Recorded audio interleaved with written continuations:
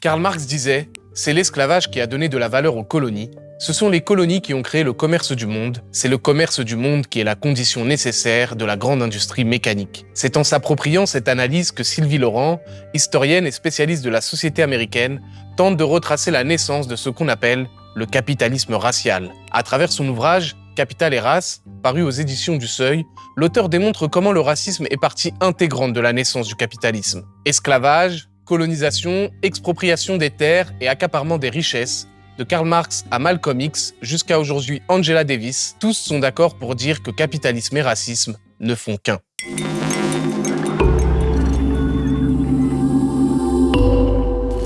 Bonjour Sylvie Laurent. Bonjour. Comme je l'ai dit précédemment, vous êtes historienne et spécialiste des États-Unis. Et alors, dans votre livre Capital et race, vous prenez une date comme point de départ, 1492, et vous écrivez que c'est à ce moment-là que Capital et race sont dès lors scellés. Est-ce que vous pouvez nous expliquer ? Oui, la conquête des Amériques a été dans les histoires telles qu'on se les a racontées en Europe, un moment de grande découverte, un moment d'émancipation, et on a occulté d'une certaine façon, alors que bien des penseurs anticoloniaux et y compris des penseurs marxistes l'avaient suggéré, que c'est le moment où un double rapport social se met en place. Le pré-capitalisme, le jeune capitalisme, se met en place avec la découverte de ce territoire de la crématistique, de l'amour de l'or, de la conquête éperdue de terre qu'il faudra domestiquer et transformer en marchandises, et un rapport social qui s'appelle la race, qui est tout à fait nouveau dans la mesure où se passe quelque chose avec la conquête des Amériques, comme la nécessité d'organiser la production et la prise de terre selon une hiérarchie qui, d'un côté, voit les Européens, qui ne se pensent pas encore blancs, mais ça vient très vite dans la vie de Christophe Colomb, et une population qui est destinée à fournir du travail gratuit. Et donc, l'idée selon laquelle il y a des apports à la production capitaliste, tels que la terre comme capital, qu'il faudra mettre au travail pour la première fois, et l'idée selon laquelle, de façon associée, de façon organique, il y a des peuples sur place qui, comme la terre, sont destinés à produire de la valeur gratuite et à travailler pour les Européens, prendra encore une nouvelle dimension lorsque, mettant en place non seulement le travail dans les mines, mais les premières plantations, Christophe Colomb fait appel aux esclaves africains. Donc, ça n'est pas comme si et le capitalisme et le racisme étaient complètement constitués, et certainement pas selon les modalités modernes que nous connaissons, mais avec ce territoire, il y a quelque chose qui se cristallise. Et je propose dans le livre de lire la conquête des Amériques et l'idée d'Amérique comme la matrice de ce qui deviendra une hydre, c'est-à-dire ce rapport de nécessité entre un capital devenant capitalisme et un rapport de race devenant racisme. Alors, vous l'avez dit, vous prenez cette date comme point de départ, mais c'est seulement au début du XXe siècle que les penseurs commencent à faire le lien entre capitalisme et racisme, non ? Alors, il y a des intuitions qui traversent tout le 19e siècle, mais il est vrai que la pensée critique du capitalisme, qui commence avec les premiers penseurs socialistes, puis ensuite la tradition marxiste, elle rencontre très vite les mouvements anticoloniaux. Et c'est une tradition que l'on a oubliée dans l'historiographie, et c'est une tradition qui est pourtant extrêmement parlante. J'ouvre le livre par une conversation imaginaire, une conversation qui n'a pas eu lieu entre Karl Marx et Martin Luther King. J'ai écrit une biographie intellectuelle de Martin Luther King, et je sais très bien à quel point pour lui, il ne faisait aucun doute que le trio fatal, le trio mortifère de l'impérialisme, du capitalisme et du racisme fonctionnait ensemble.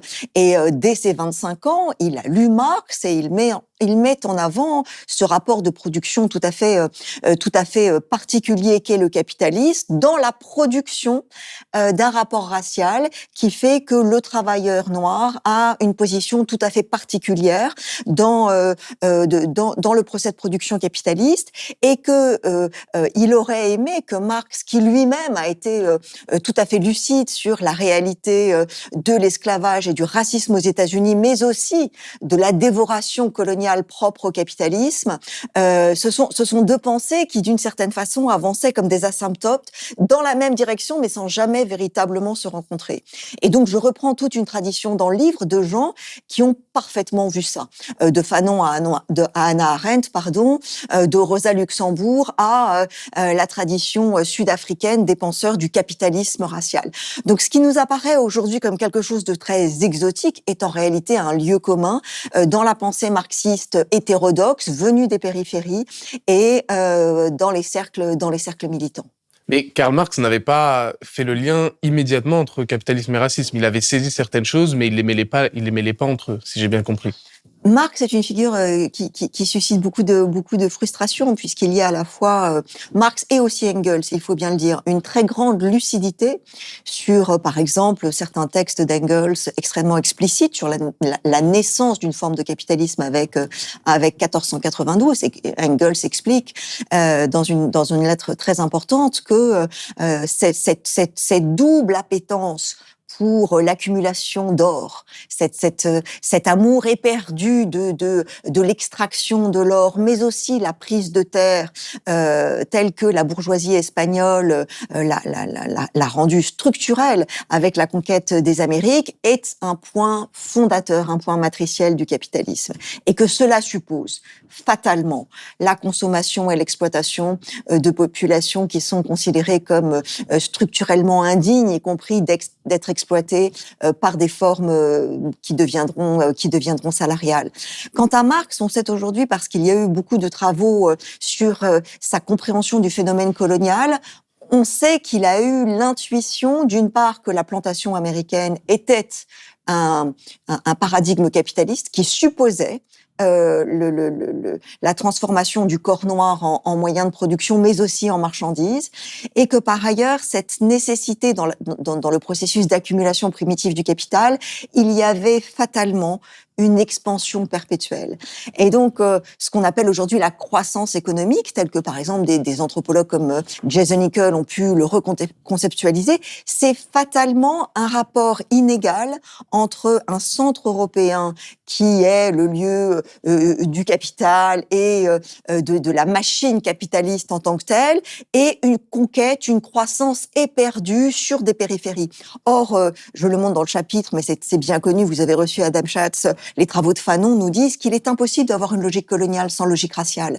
C'est-à-dire l'idée selon laquelle la terre sur laquelle vivent certaines populations ne sera véritablement mise en valeur. Ça, le thème de la mise en valeur est fondamental depuis le XVIIe siècle, sans que des Européens apportent le capital, les locaux, la terre et le travail. C'est une idée fondamentalement raciale, puisqu'elle suppose que certains peuples sont organiquement incapables de souveraineté sur leur terre et de souveraineté sur leur corps. Donc, lorsque je traverse cette tradition intellectuelle et aussi la réalité du capitalisme historique, puisque finalement, il y a de grandes théories abstraites de ce que serait le capitalisme, de ce qu'il a été, mais dans son incarnation historique, on voit qu'avec 1492, puis ensuite le XVIIIe siècle, le grand âge du mercantilisme a été véritablement le moment où le capitalisme européen prend sa forme, et celle-ci est irréductiblement liée à la logique raciale. Est-ce que vous pouvez revenir plus en détail en quoi les États-Unis sont un peu le fondement de cette hydre entre capital et race, c'est-à-dire à la fois à travers le génocide des Amérindiens qu'ils vont exterminer sur place, à travers la traite de l'homme noir. En quoi sont-ils le fondement de cette hydre ? Alors, la raison pour laquelle mon livre s'ouvre sur 1492, c'est aussi parce que, avec cette invention de l'Amérique, il y a une matrice intellectuelle. Donc, on en a parlé dans le rapport dans cette espèce de gestation du capitalisme et de la race. Il y a quelque chose de l'ordre du territoire idéal, parce qu'il offre une quantité de terre indéfinie, parce que la croissance s'y déploiera sans fin.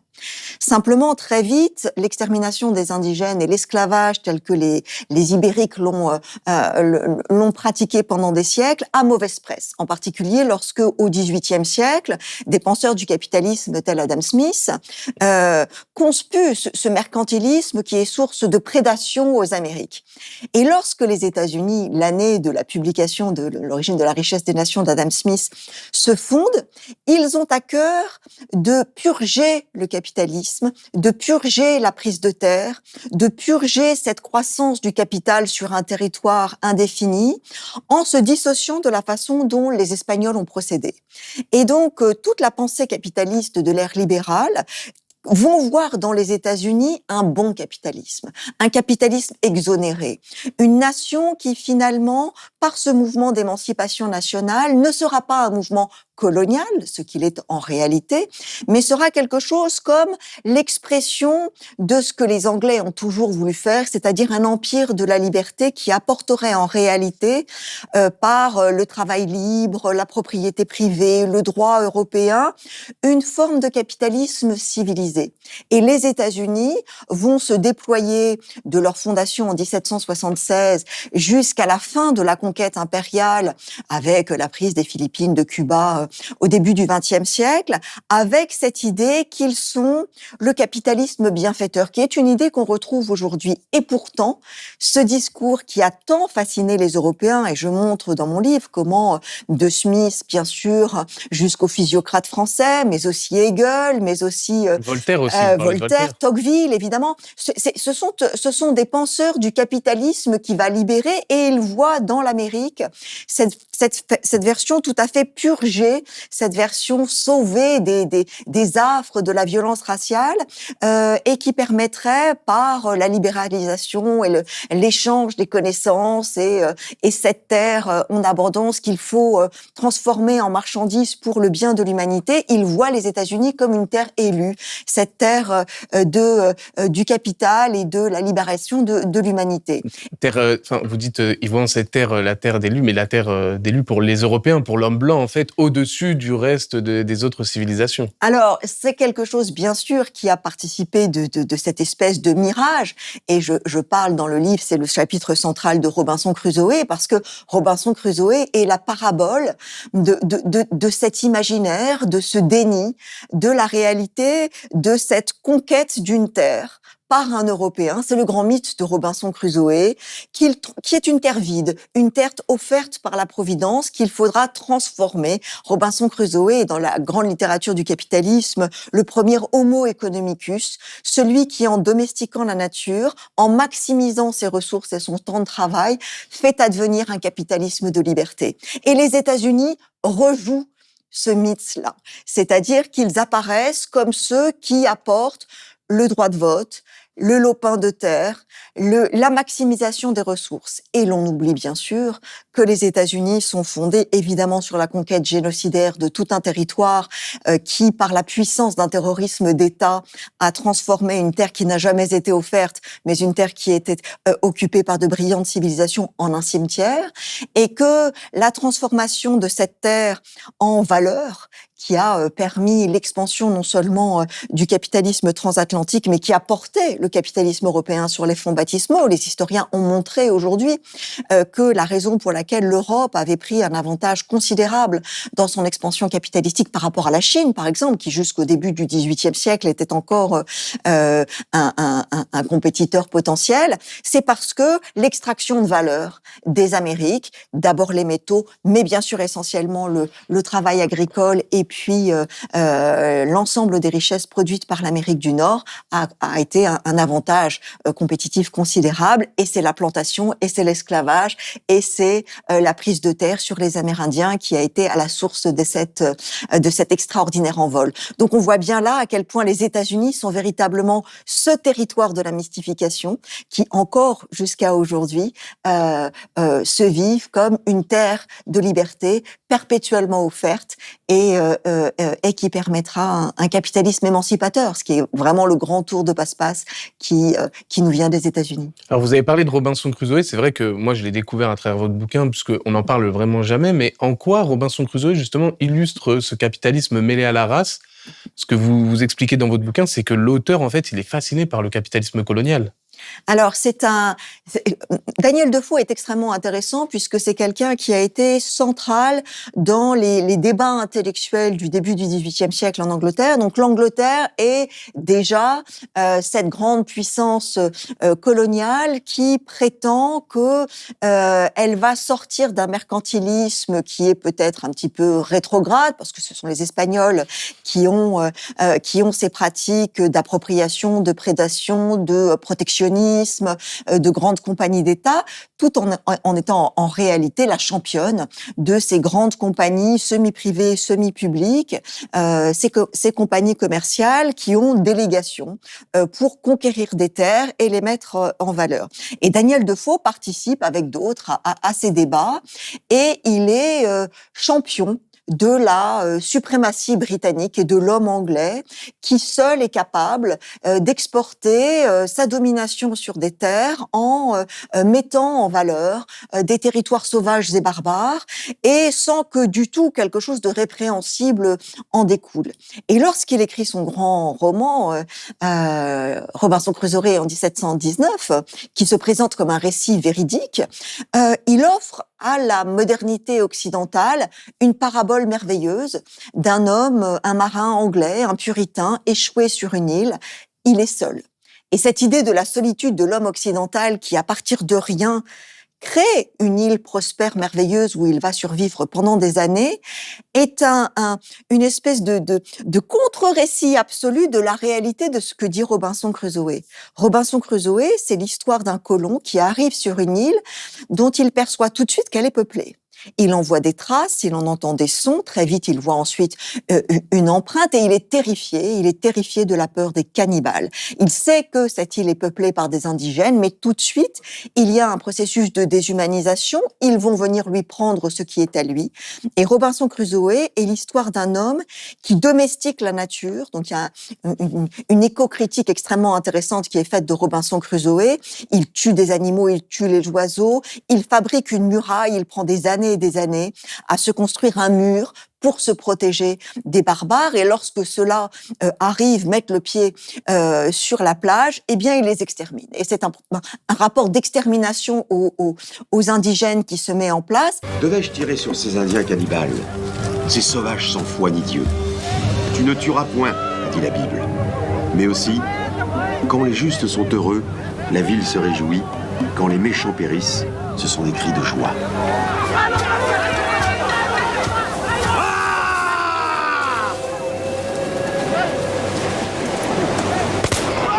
L'un d'eux réchappe du massacre et Robinson Crusoe fantasme immédiatement d'en faire son esclave. Et cet homme qui arrive vers lui, qui immédiatement se met à genoux et met son pied sur sa tête et dit « Maître, je serai votre esclave », cet homme, il va l'appeler Vendredi. Il n'a pas de nom, il n'a pas d'identité, il devient Vendredi. Et dans toute l'historiographie et la gnose occidentale, ce rapport entre Robinson et Crusoe est un rapport amical, peut-être un peu paternaliste, mais c'est le rapport de quelqu'un qui est finalement capable d'amitié, d'empathie avec cet indigène qui est en réalité un esclave, qui travaillera pour lui, qui est efféminé, à qui, pour le civiliser, Robinson apprend les éléments clés du bon capitaliste, la propriété, le travail, la langue anglaise et peut-être même un peu de christianisme. Si on avait des esclaves, quelle belle plantation on aurait. On serait riche. Des esclaves? Oui, des prisonniers, si tu veux. Venus d'Afrique, de très loin, de l'autre côté de la mer, qui travailleraient pour nous. Et à vie. Des prisonniers pour vie? Oui.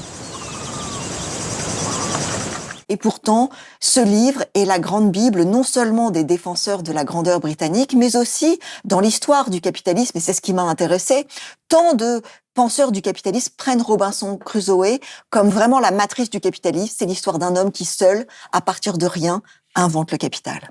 Alors, vous expliquez aussi très bien dans votre livre qu'on vend l'idée, à travers ce capitalisme, ce commerce international, que tout ça, ça apporterait la paix dans le monde, ça apporterait l'entente entre les peuples. On efface en fait toute l'oppression qu'il y a des peuples qu'on colonise et on vend l'idée que ça apporterait la paix à travers une espèce de libre-échange. Alors, c'est ce qu'on disait tout à l'heure sur cette période particulière, ce nouvel âge, la fin du capitalisme marchand qui a commencé en 1492. À partir du XVIIIe siècle, en effet, le mercantilisme, c'est-à-dire cette prédominance d'un capitalisme d'État dont on voit qu'il fait retour en ce moment, qui défend une espèce de compétition, une vision agonistique de ce que seraient les marchés et la production de marchandises, elle prend au XVIIIe siècle une voie plus culturaliste avec l'idée selon laquelle, en effet, un nouveau capitalisme expurgé de ses travers précédents apporterait prospérité collective et une forme de civilisation mondiale. Et on retrouve ça aussi bien chez les socialistes que chez les grands défenseurs du libéralisme. Et une fois encore, cette espèce d'illusion est très présente chez Adam Smith. J'accorde une attention particulière à Adam Smith dans le livre parce que c'est incontestablement un penseur anti-impérial. C'est quelqu'un qui est tout à fait critique des errements d'appropriation, d'accaparement des terres et des richesses et qui en même temps est dans un très grand aveuglement quant à la réalité de ce que sont les États-Unis. Il perçoit les États-Unis comme l'expression de ce que pourrait devenir l'Angleterre un jour si elle parvenait à se réformer suffisamment, qui est l'idée selon laquelle ils sont une terre qui apporte à une poignée de sauvages disséminés ci et là une forme de modernité par le droit de propriété et le travail salarié. Et donc, en effet, il y a un effacement de cette logique-là pour l'Amérique du Nord, alors même que les Européens, qui à la fin du XIXe siècle accaparent l'essentiel de l'Afrique et de l'Asie, défendent cette idée que contre l'esclavage qui est tout à fait barbare, contre la prédation violente qui est tout à fait barbare, on va substituer une colonisation douce qui, par le droit de propriété, le travail rémunéré dans les plantations et une forme d'organisation plus libérale, ce capitalisme accapareur de richesses prendra un visage plus humain, prendra un visage davantage conforme aux idéaux des Européens. Et donc, on est dans un nouveau régime d'intrication entre le capitalisme et la race, puisque ceux-là même qui se présentent comme des anti-esclavagistes conservent la plantation comme matrice. Ils conservent leur supériorité, en fait. Et ils conservent également le rapport fondamental, qui est un rapport inégal d'échange entre le centre européen et la périphérie,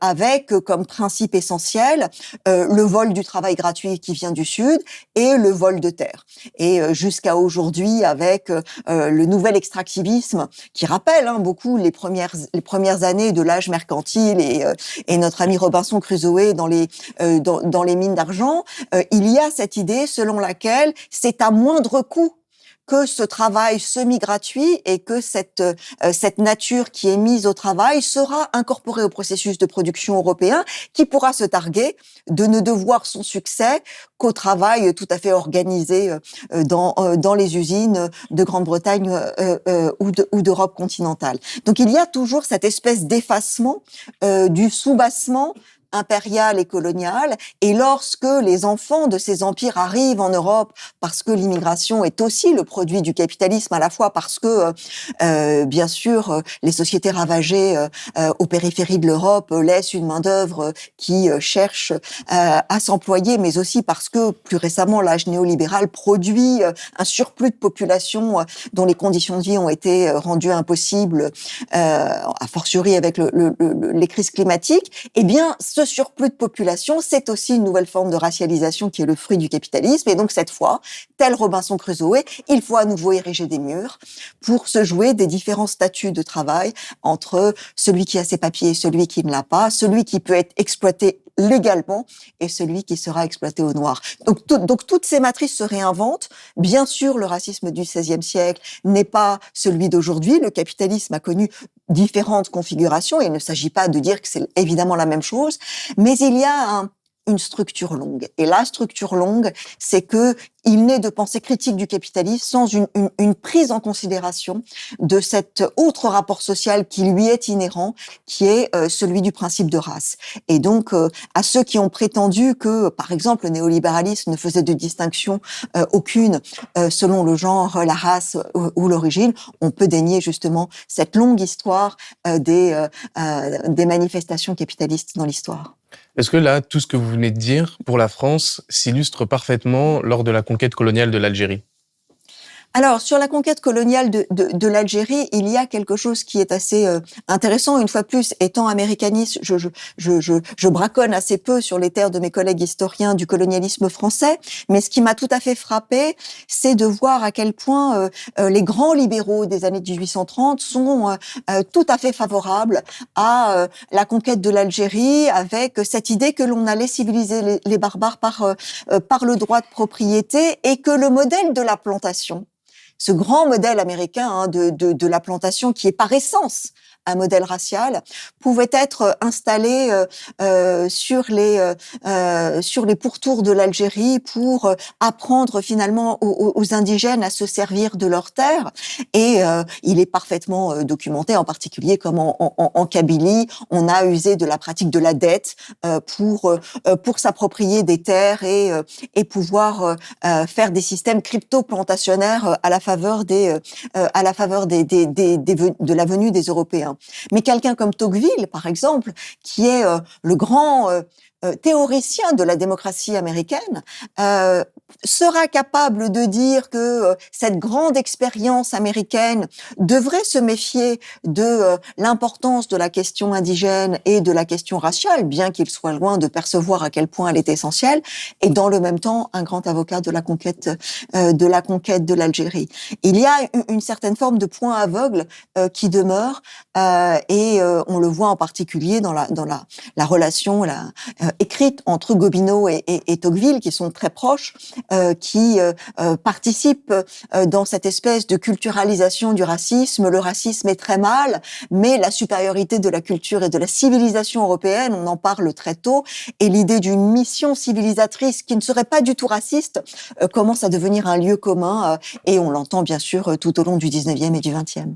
Alors quand est-ce que le mot race, il est théorisé réellement ? Alors, il y a différentes étapes. Le mot race existe depuis le Moyen-Âge pour parler d'un rapport de classe. C'est ça qui est extrêmement intéressant, c'est-à-dire qu'il y a les races de sang pur, qui sont les aristocrates de vieille souche, et puis très rapidement un langage crypto-racial pour parler de la plèbe, des gens qui vraiment, par leurs conditions matérielles extrêmement dégradées, sont assignés à une espèce de race à part. Et puis, c'est avec certainement l'Espagne médiévale, cette même Espagne dont partira Christophe Colomb le Génois pour conquérir les îles de la Caraïbe. Il y a quelque chose qui se passe avec une loi sur la pureté du sang qui est en place à la fin du XVe siècle en Espagne, qui vise à détecter dans l'organisme des juifs et des musulmans qui prétendent s'être convertis après la grande reconquête de l'Espagne. Il y a cette idée selon laquelle l'impureté de l'origine se traduit par le sang. Et quelque chose de très particulier se passe à ce moment-là, c'est-à-dire que on rejette les juifs dans le rang de la race impure, on rejette les morts dans le rang de ceux qui ne seront jamais assimilables. Et Christophe Colomb est quelqu'un qui part aux Amériques avec cet arrière-plan de l'Inquisition et de la loi de la pureté du sang. C'est quelqu'un qui connaît très bien les plantations sucrières de Madère et de Sao Tomé, où déjà on a exterminé les indigènes pour faire venir une main-d'œuvre noire africaine traitée comme des bestiaux.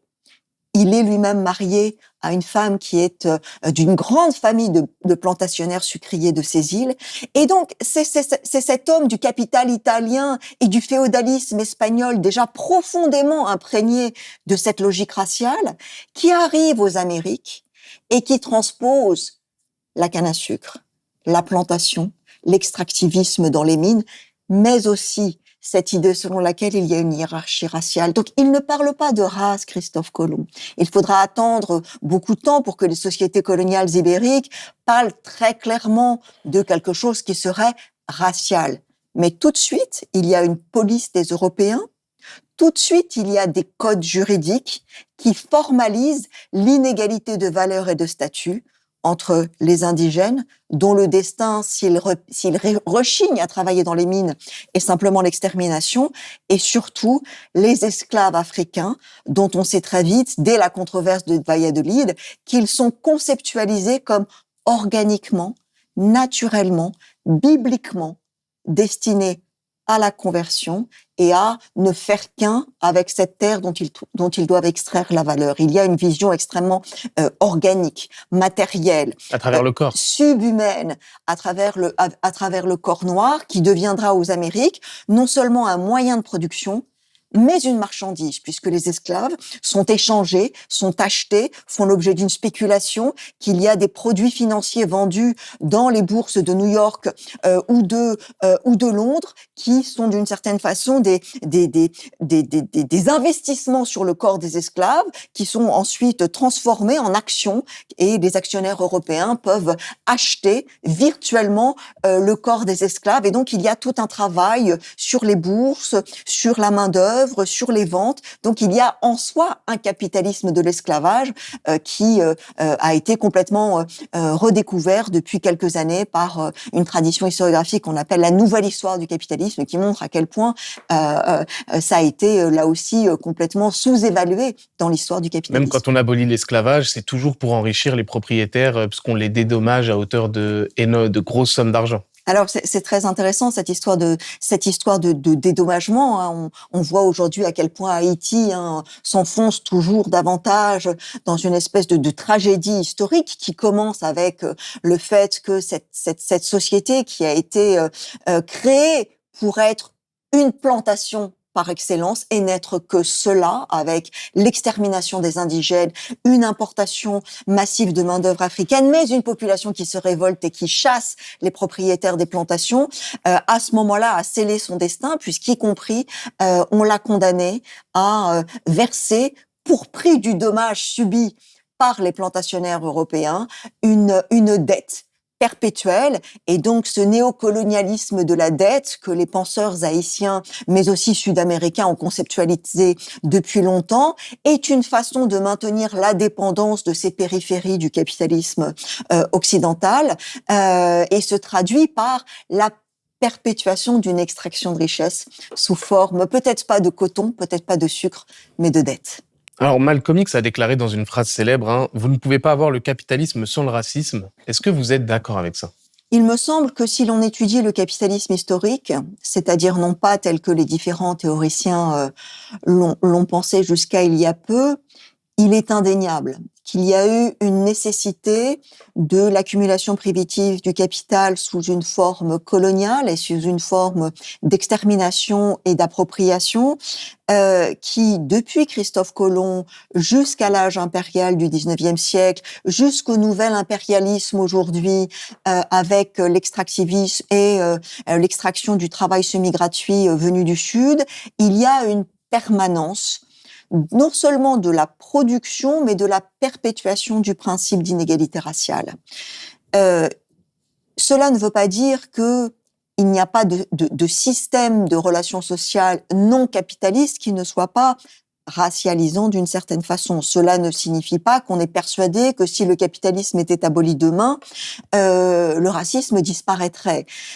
Il y a différentes modalités, mais ce qui est indéniable, c'est que ce capitalisme qui nous gouverne, avec un ensemble de rapports sociaux qui, avec les différents âges, crise du néolibéralisme, âge mercantile, âge libéral, peut prendre différentes formes, a systématiquement reproduit cette idée d'une civilisation à laquelle il faudrait s'identifier et le principe selon lequel il n'y a pas de meilleure forme d'émancipation qu'un capitalisme peut être domestiqué, alors même que cette extension perpétuelle du champ de l'appropriation est fatalement, nécessairement productrice de race et productrice de domination, ce qui ne veut pas dire que des peuples non blancs ne peuvent pas eux-mêmes être producteurs. On le voit avec l'Inde de Modi, on le voit d'une certaine façon avec les Ouïghours musulmans, mais fondamentalement, historiquement, le capitalisme qui a inventé et qui a imposé sa matrice mondiale, c'est celui qui est né en Occident à l'âge moderne. Donc, on peut dénier ce que le capitalisme aurait pu faire. Beaucoup de journalistes aujourd'hui disent ah oui, mais le capitalisme aurait pu ne pas être esclavagiste, il aurait pu ne pas être colonial. Il se trouve qu'il l'a été. Est-ce que cette idée de capitalisme et de racisme imprègne toujours la société américaine? Je pense notamment à Donald Trump. Ah oui, plus que jamais. I will end the illegal immigration crisis by closing our border and finishing the wall, most of which I've already built. Plus que jamais, c'est extrêmement frappant de voir à quel point ce que l'on présentait comme un programme populiste en 2016, c'est-à-dire quelque chose qui n'était pas de l'ordre de l'impulsion raciale, mais qui était en réalité la volonté de redistribuer à ce pauvre travailleur blanc qui aurait été spolié. J'avais écrit à l'époque un livre qui s'appelait Pauvre petit blanc, où j'essayais déjà de montrer à quel point parce que sa logique historique a été constituée comme telle, mais aussi parce que le personnage de Trump et l'ensemble de son discours politique étaient en cohérence avec des années de dérive droitière du Parti républicain, il s'agissait véritablement de repenser ce capitalisme mercantile qui veut qu'il ne revient qu'à l'occidental, donc à l'américain blanc, de pouvoir domestiquer cette terre que d'autres veulent venir prendre, ces nouveaux cannibales contre lesquels il faut ériger un mur de protection. Et aujourd'hui, que reste-t-il de cet apparent populisme de Donald Trump? Essentiellement la rhétorique raciste. Et nous avons été à ce point immunisés. Il y a une telle normalisation de ce discours raciste que lorsqu'il parle des mauvais gènes, des gènes néfastes de ces immigrants, lorsqu'il parle de la contamination du sang de l'Amérique, lorsqu'il parle des Haïtiens qui apportent des maladies et qui mangent les chats et les chiens, il y a une volonté presque d'en rire, comme si c'était une espèce de nouveau Beppe Grillo, vous savez, cette espèce de bouffon qui ne croyait pas vraiment au racisme qu'il suscite, sans penser que l'ensemble de ces stimuli racistes, une fois de plus, construisent ce nouveau cannibale, cette figure mythique de celui qui va venir vous trucider dans votre sommeil et vous prendre votre petit capital. Et plus que jamais, j'en parle dans les livres parce que c'est important, l'une des nouvelles modalités du capitalisme, c'est le capital racial. C'est-à-dire cette idée selon laquelle il y a des jeux de spéculation, de surinvestissement, il y a une certaine forme de matérialisation de ce que serait l'identité blanche à laquelle certains hispaniques peuvent venir s'identifier, mais qui fondamentalement gardent certaines frontières intangibles. Et donc la nouvelle frontière du capital, c'est celle qui permet de dire qu'il y a le bon capitalisme occidental contre le capitalisme détestable des Chinois, ce peuple de couleur qui veut nous prendre notre hégémonie commerciale dans le monde. Donc là, le protectionnisme sera nécessaire et que ces masses de travailleurs, de populations en surplus que le capitalisme a produites et qui se rassemblent à la frontière sud doivent être maintenues parce que ils sont y compris trop nombreux pour pouvoir être décemment exploités. Et si l'on pense que le capitalisme est aussi un rapport de classe, le racisme joue plus que jamais un rôle de pacification, c'est-à-dire que les travailleurs qui ont vu leur univers, leur paysage géographique, leur communauté être entièrement détruite par le néolibéralisme seraient tentés peut-être de se rebeller contre les exploiteurs. Et l'on voit à quel point dans les États manufacturiers, il y a une demande de resyndicalisation très forte. Leur apporter cette espèce d'exutoire raciste est aussi une façon, pense le Parti républicain en tout cas, de se prémunir contre cette tension de classe qui pourrait finir par ressurgir avec, en effet, des travailleurs blancs qui réclament, et ça on n'en parle pas suffisamment, le triplement du salaire minimum, le droit de se syndicaliser, la fin des pratiques capitalistiques les plus brutales chez Amazon ou chez McDonald's, et que plutôt que de laisser s'épanouir cette espèce de revendication de classe, eh bien l'idée selon laquelle c'est le Mexicain ou l'Haïtien qui est source de tout tourment, c'est une vieille technique. Hein, les marxistes depuis longtemps avaient montré ça, mais faut de constater que c'est plus que jamais aujourd'hui ce qui irrigue cette campagne-là, qui n'est essentiellement qu'une affaire de capital et de race. Aussi, à travers ce que vous racontez dans votre livre, moi, ça m'a fait penser aussi quand même beaucoup au modèle israélien, puisque j'ai beaucoup lu là-dessus. Je pense notamment aux penseurs du sionisme tels que Herzl, qui prend pour exemple l'Europe et le modèle colonial de l'Europe. Est-ce que le modèle israélien n'incarne pas aussi tout ce qu'on vient de dire là? Alors, il y a quelque chose d'intéressant dans cette analogie avec l'expérience israélienne, qui est l'analogie très grande entre les États-Unis et Israël, puisque on s'interroge beaucoup aujourd'hui sur le soutien éperdu et inconditionnel des États-Unis vis-à-vis d'Israël. Et il me semble qu'un des éléments que l'on oublie trop souvent, c'est à quel point les États-Unis, lorsqu'ils se sont inventés, constitués, ils se sont vécus comme un nouvel Israël. C'est-à-dire que les puritains, qui étaient eux-mêmes très empreints de cet imaginaire de l'Ancien Testament et de cette terre offerte par Dieu, se sont vécus comme les nouveaux Israélites. Et lorsque Israël s'est constitué, il y a une espèce d'expérience par procuration de ce que serait une société élue dont on dénie la nature coloniale. Et donc, cette chose très, très particulière de cette espèce de fraternité qui a fait peu de cas, par exemple, de la réalité selon laquelle les États-Unis ont, en 1923, adopté une loi restreignant l'immigration des populations d'Europe juives persécutées, alors que par dizaines de milliers, ils cherchaient à se réfugier aux États-Unis. Cette loi des années 20 a interdit, c'était 1924, a interdit aux juifs persécutés d'Europe, jusqu'à et pendant le nazisme, de venir se réfugier, et ce jusque au milieu des années 40. Il y a donc une espèce de duplicité fondamentale dans cette espèce d'idée selon laquelle Israël est le petit frère, celui qui a à nouveau fait revivre cette idée de la terre élue, et puis la réalité d'une absence de présence des États-Unis lorsque les Juifs d'Europe en avaient besoin, ce qui a été l'une des grandes motivations du sionisme en Palestine,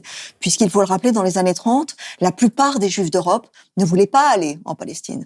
Ils voulaient aller aux États-Unis, et que c'est faute aussi de pouvoir se réfugier aux États-Unis qu'ils ont été en Palestine, et que leur terre promise n'a pas été la Palestine. Mais si vous interrogez beaucoup de Juifs américains aujourd'hui, beaucoup d'entre eux vous diront que leur terre promise, ce sont les États-Unis et pas Israël. Donc il y a des échos qui sont tout à fait intéressants entre ces deux pays.